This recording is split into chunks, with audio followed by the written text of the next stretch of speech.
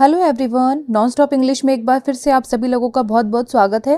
दोस्तों, आज मैं फिर हाजिर हूँ एक और बहुत ही अच्छी मॉरल स्टोरी के साथ, जिसका टाइटल है 5 मिनट्स ऑफ एंगर। ठीक है, बहुत ही यूजफुल स्टोरी है। एक बहुत अच्छी सीख आपको मिलेगी इस पूरी स्टोरी को पढ़ने के बाद। तो चलिए फटाफट से पूरी स्टोरी का हम word to word Hindi translation शुरू करते हैं। ठीक है, तो क्या टाइटल है आज का? 5 मिनट्स ऑफ एंगर। 5 का मतलब होता है 5। मिनट्स, वैसे तो हम मिनट को हिंदी में भी मिनट ही कहते हैं। आप चाहे तो क्षण या फिर पल भी कह सकते हैं। ऑफ का मतलब काके की। एंगर का मतलब होता है गुस्सा, और शुद्ध हिंदी में क्रोध। ठीक है, 5 मिनट्स ऑफ एंगर, इसका क्या मतलब हुआ कि गुस्से के 5 मिनट या फिर क्रोध के 5 minute. Arjun was known for his calm nature, but that evening exhaustion and frustration took control. Arjun was known, was का मतलब था, known का मतलब जाना जाता था। अर्जुन was known, अर्जुन जाना जाता था। I was known, मैं जाने जाती थी। You were known, तुम जाने जाते थे। ठीक है, फॉर के लिए, हिज यानी कि उसका, काम का मतलब शांत, नेचर क्या होता है? स्वभाव। ठीक है, बट दैट इवनिंग, बट लेकिन, दैट इवनिंग यानी उस शाम। एग्जॉशन, एग्जॉशन क्या होता है? थकावट। ठीक है, एंड और फ्रस्ट्रेशन का मतलब होता है निराशा, और निराशा की वजह से जो गुस्सा पैदा होता है वो होती है एक्चुअल में फ्रस्ट्रेशन। टुक कंट्रोल, टुक का मतलब ले लिया, टेक की सेकंड फॉर्म। क्या ले लिया? कंट्रोल यानी कि नियंत्रण। ठीक है, अर्जुन वॉज नोन यानी कि अर्जुन जाना जाता था फॉर हिज काम नेचर, अपने शांत स्वभाव के लिए। बट दैट इवनिंग, लेकिन उस शाम, exhaustion and frustration took control, थकावट और निराशा ने उसका नियंत्रण ले लिया था। यानी कि थकावट और निराशा की वजह से उसे गुस्सा आ गया था। ठीक है ना। After a long day, a small misunderstanding with his younger brother turned into a heated argument. After का मतलब के बाद, अ एक, लॉन्ग डे यानी लंबा दिन, यानी एक लंबे दिन के बाद। अ स्मॉल मिसअंडरस्टैंडिंग, एक, स्मॉल का मतलब छोटा या फिर छोटी, मिसअंडरस्टैंडिंग का मतलब होता है गलत फहमी। ठीक है, विद के साथ, हिज यंगर ब्रदर, हिज यानी उसका, यंगर का मतलब होता है छोटा, छोटा भाई या फिर छोटी बहन, और एल्डर का मतलब होता है बड़ा या फिर बड़ी, मतलब बड़ा भाई या फिर बड़ी बहन। ठीक है, ब्रदर यानी भाई, एक मतलब छोटे भाई के साथ एक गलत फहमी के कारण जो उनकी जो बातचीत थी, turned into a heated argument. Turned यानी कि बदल गई, इनटू यानी में, अ एक, हीटेड का मतलब गर्म हो सकता है, जोशीला भी हो सकता है।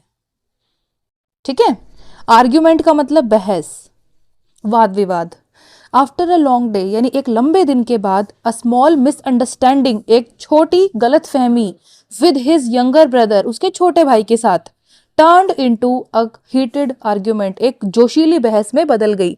यानी एक पूरा लंबा दिन उन्होंने बिताया है ना। मतलब लंबे दिन का मतलब क्या होता है कि पूरे दिन उन्होंने बहुत ज्यादा काम किया, थकावट भी हो गई और फ्रस्ट्रेशन भी हो गई उनको, है ना। उसके बाद क्या हुआ कि अपने छोटे भाई के साथ अर्जुन की कुछ कहा सुनी हो गई, गलत फहमी हो गई। तो वो जो गलत फहमी थी वो एक हीटेड आर्ग्यूमेंट यानी कि एक जोशीली बहस में बदल गई। जोशीली बहस या फिर हीटेड आर्ग्यूमेंट क्या होता है? जिसमें इंसान अपना आपा खो देता है और जरूरत से ज्यादा बोल जाता है। ठीक है, आगे बढ़ते हैं। Harsh words were spoken, doors were slammed, and in just 5 minutes of anger, Arjun said things he could never take back. Harsh words, harsh का मतलब कठोर, words यानी शब्द, वर का मतलब थे, spoken यानी कि बोले गए, तो बोले गए थे, वर स्पोकन बोले गए थे। डोर्स यानी कि दरवाजे, वर का मतलब थे।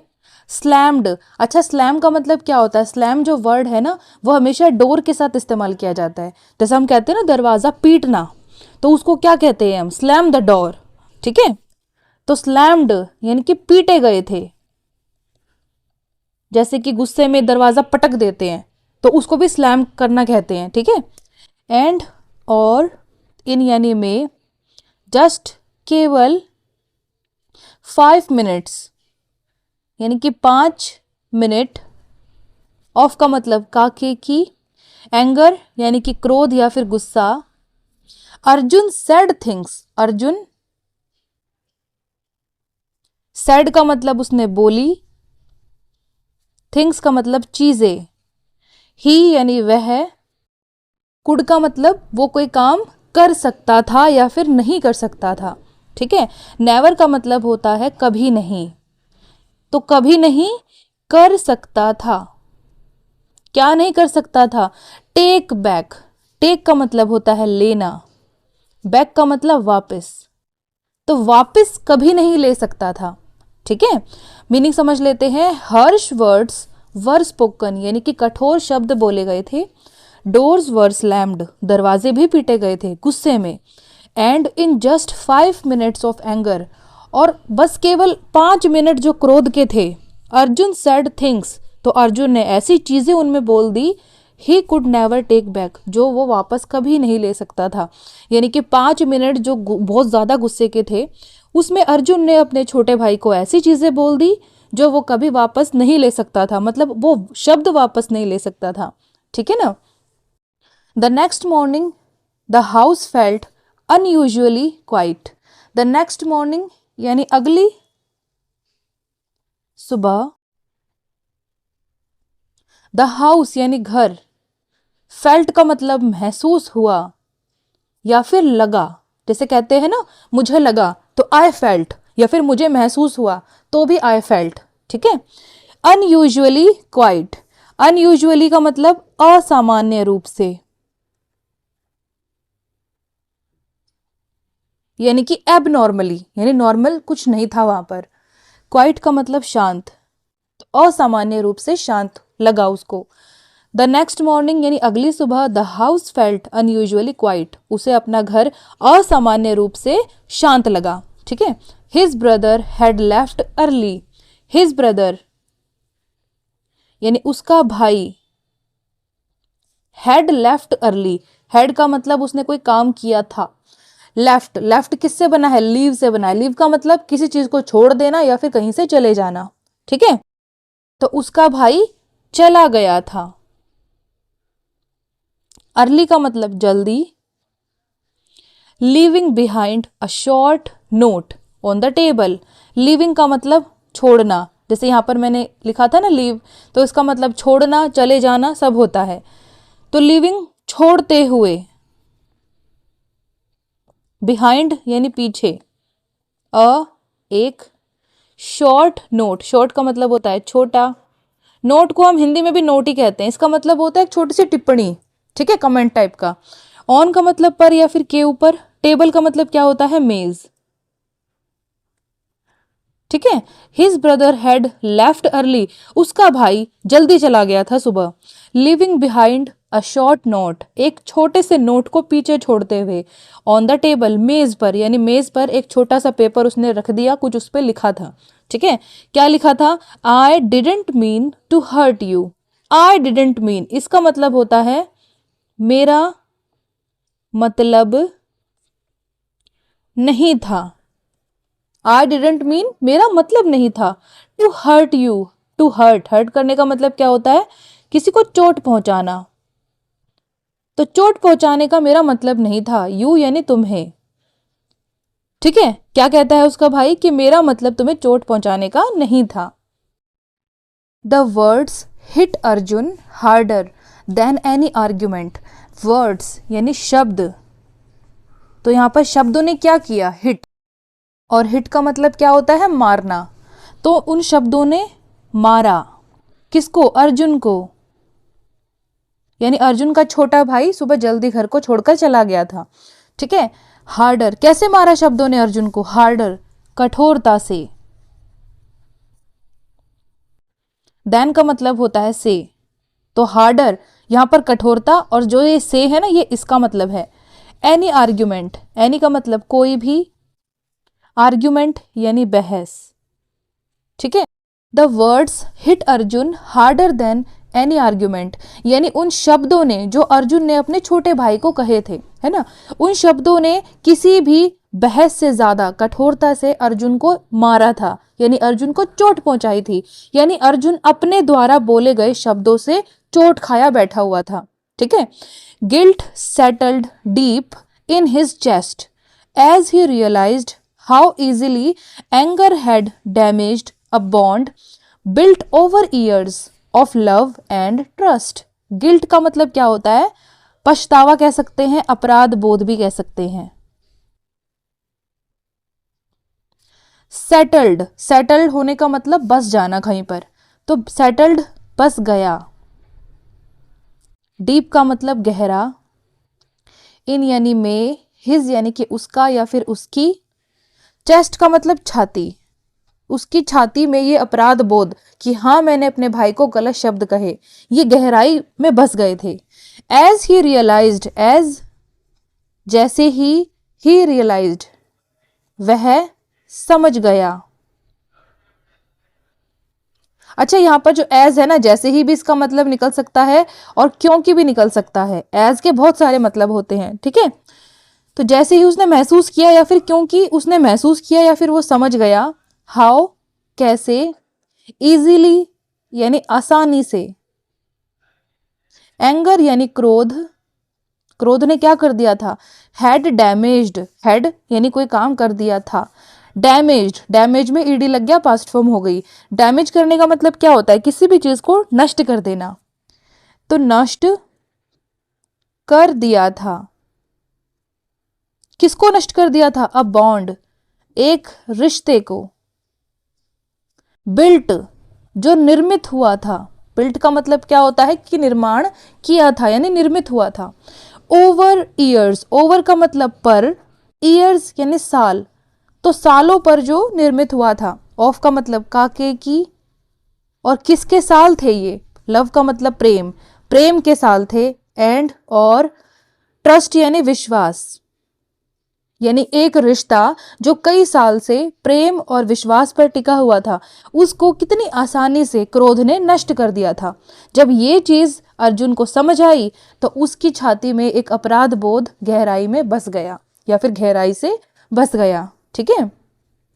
Days passed before they spoke again.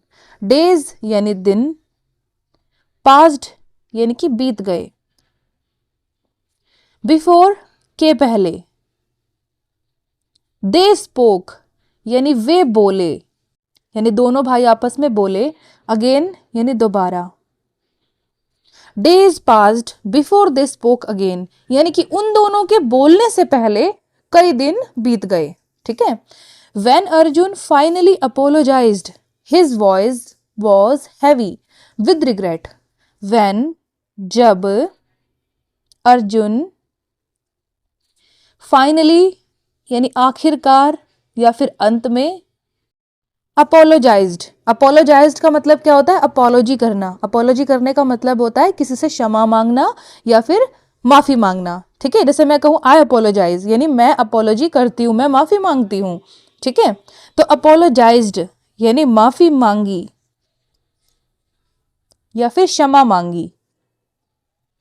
His voice, तो उसकी आवाज।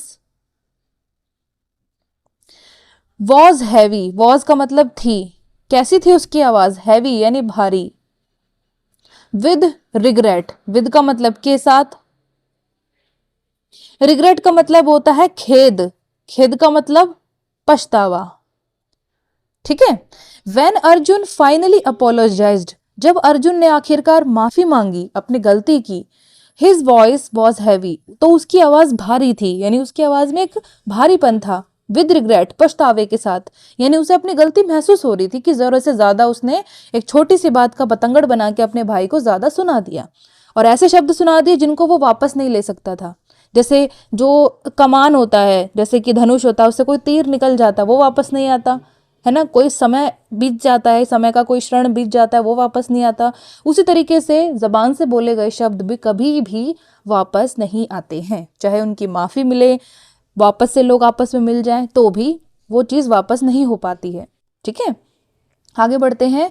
His brother forgave him but the memory remained. His brother, अब उसके भाई ने यहां पर क्या किया? फॉरगेव यानी माफ कर दिया। ये किससे बना है? फॉरगिव, फॉरगिव से बना है, FORGIV, forgive, forgive, forgive, forgiven, ऐसे होती है तीनों फॉर्म्स। तो यहां पर यूज हुई है सेकंड फॉर्म। तो his brother forgive him, him का मतलब उसे, उसके छोटे भाई ने उसे माफ कर दिया। बट लेकिन द मेमोरी यानी याद, वो याद जो उसके भाई ने उसे शब्द कहे थे, रिमेन्ड, रिमेन का मतलब होता है बने रहना, तो बनी रही। वो चीज थोड़ी ना बुलाई जा सकती थी, समय तो बीत गया, समय भी वापस नहीं लाया जा सकता था, लेकिन जो कठोर शब्द एक बार बोले गए थे जुबान से, वो दूसरा भाई नहीं भूल सकता था। ठीक है, तो क्या बताती है ये line? His brother forgive him, उसके भाई ने उसे माफ तो कर दिया, बट द मेमोरी रिमेन्ड, लेकिन उसके दिमाग में वो याद बनी रही, उन शब्दों की याद जो उसके भाई ने उससे कहे थे। ठीक है, Arjun learned a painful lesson that day, anger is temporary but the damage it causes can last a lifetime. Arjun learned यानी वो सीख गया, या फिर अर्जुन ने सीख लिया। a painful lesson, एक पीड़ादायक, पेनफुल का मतलब होता है जो पेन से फुल हो, यानी पेन का मतलब क्या होता है? दर्द, फुल का मतलब भरा हुआ, दर्द से भरा हुआ या फिर पीड़ादायक। लेसन यानी सीख या फिर सबक। दैट डे यानी उस दिन, उस दिन अर्जुन ने एक दर्द भरा सबक या फिर सीख ली। क्या सीखा उसने? एंगर इज टेम्परेरी, एंगर यानी क्रोध या फिर गुस्सा, इज यानी है, टेम्परेरी यानी अस्थाई, अस्थाई का मतलब थोड़ी देर तक बने रहने वाला है। ठीक है, बट लेकिन द डैमेज, डैमेज का मतलब किसी को नष्ट कर देना या फिर कोई नुकसान हो जाना। But the damage it causes, it यानी वह, कॉजेज यानी कि कारण बनता है, जिसका वो कारण बनता है। Can last a life time, can का मतलब कोई काम हो सकता है या फिर कोई काम कर सकता है। लास्ट, एक लास्ट का मतलब क्या होता है? आखिरी, जैसे लास्ट बेंच है ना, या फिर हम कहे लास्ट डे यानी बीता हुआ कल, जो बीता हुआ दिन गया है ना। और एक लास्ट का मतलब मैं आपको बताती हूँ, जैसे कि हम कहते हैं कि मीटिंग चल रही है ना, तो मैं कहूँ मीटिंग कब तक चलेगी, तो जो चलेगी शब्द है ना वो लास्ट है। ठीक है, तो जैसे कि लाइफ टाइम तक ये चीज चलती है, तो चलती है तो वहां पे वॉक नहीं आएगा, वहां पर रन नहीं आएगा, वहां पे लास्ट आएगा। It last a life time, ये पूरी जिंदगी भर चलती है या फिर जीवन पर्यंत चलती है। ठीक है, तो लास्ट का मतलब क्या होता है? कोई चीज लंबे समय तक चलना।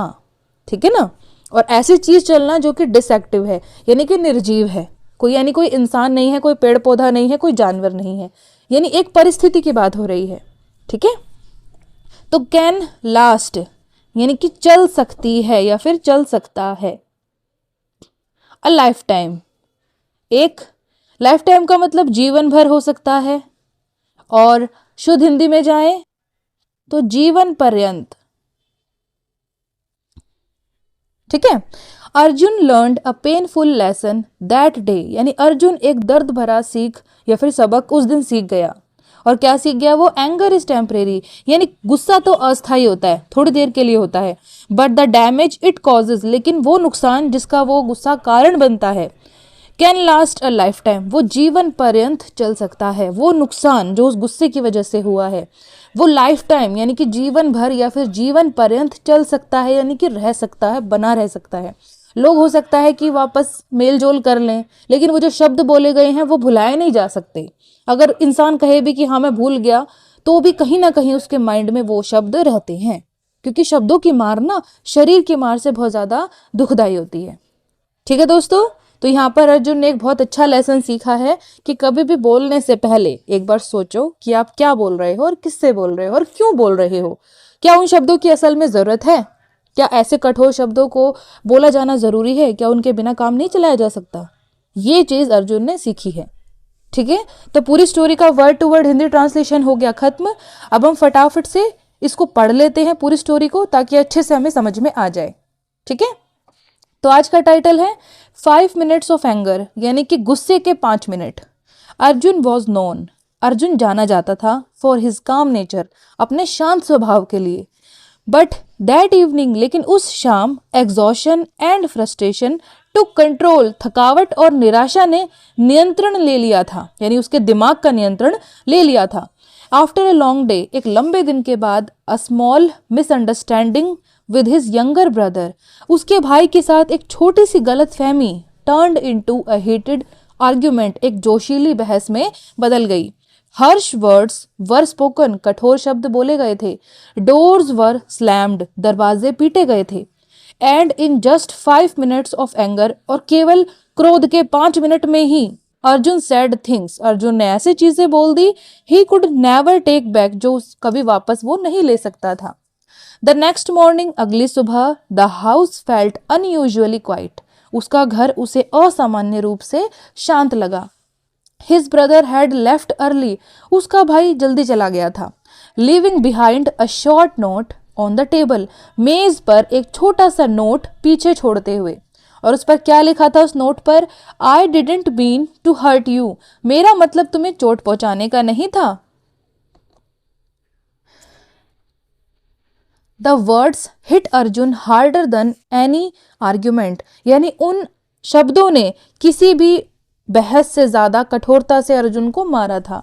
गिल्ट सेटल्ड, यानी एक अपराध बोध बस गया, डीप, गहराई से, इन हिज चेस्ट, उसकी छाती में, एज ही रियलाइज्ड, क्योंकि वो समझ गया, हाउ इजीली, कितनी आसानी से, या फिर कैसे आसानी से, anger had damaged a bond, उसके गुस्से ने एक रिश्ते को नष्ट कर दिया था।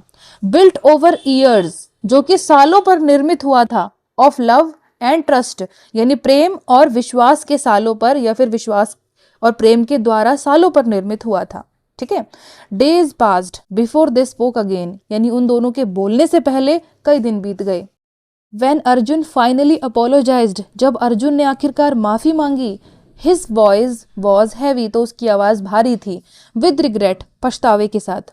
हिज ब्रदर फॉरगेव हिम, उसके भाई ने उसे माफ तो कर दिया, बट द मेमोरी रिमेन्ड, लेकिन याद बनी रही। Arjun learn a painful lesson that day, Arjun ने उस दिन एक दर्दनाक, पीड़ादायक, या फिर दर्द से भरा हुआ सबक सीख लिया। एंगर इज टेम्परेरी, कि क्रोध या फिर गुस्सा तो अस्थायी होता है, but the damage it causes, लेकिन वो नुकसान जिसका वो कारण बनता है, can last a life time, वो जीवन पर्यंत चल सकता है। ठीक है दोस्तों, तो गुस्से के 5 मिनट की ये कहानी आपको कैसी लगी मुझे कमेंट सेक्शन में ज़रूर बताइएगा। हमें कभी भी किसी भी इंसान से, किसी से भी, यहाँ तक कि मैं कहूँगी किसी जानवर के ऊपर भी हमें ऐसा गुस्सा नहीं करना चाहिए जिससे उसे फिजिकल या फिर इमोशनल हार्म हो, क्योंकि वो हार्म जो होता है ना, वो जो नुकसान होता है, उसकी भरपाई हम लोग नहीं कर सकते हैं, उसकी फिर भगवान हमें एक तरीके से सज़ा ही देता है। ठीक है ना, और सबसे ज़्यादा सज़ा हम ही अपने आप को देते हैं। और कैसे देते हैं? जो पछतावा हमें होता है ना उसके बाद, वो पछतावा जीने नहीं देता इंसान को। तो ऐसी सिचुएशन हमें आने ही नहीं देनी चाहिए कि हम किसी से भी, किसी जानवर के साथ भी हम ऐसा गुस्से से बर्ताव करें। ठीक है, तो इसी के साथ ये वीडियो ख़त्म होती है। ये स्टोरी आपको कैसी लगी मुझे कमेंट सेक्शन में ज़रूर बताइएगा। पसंद आए वीडियो तो लाइक, शेयर, सब्सक्राइब ज़रूर कीजिएगा मेरे चैनल को। अब हम कल मिलेंगे एक दूसरे मॉरल स्टोरी के साथ। तब तक के लिए stay tune to my channel. Thanks for watching and God bless you all.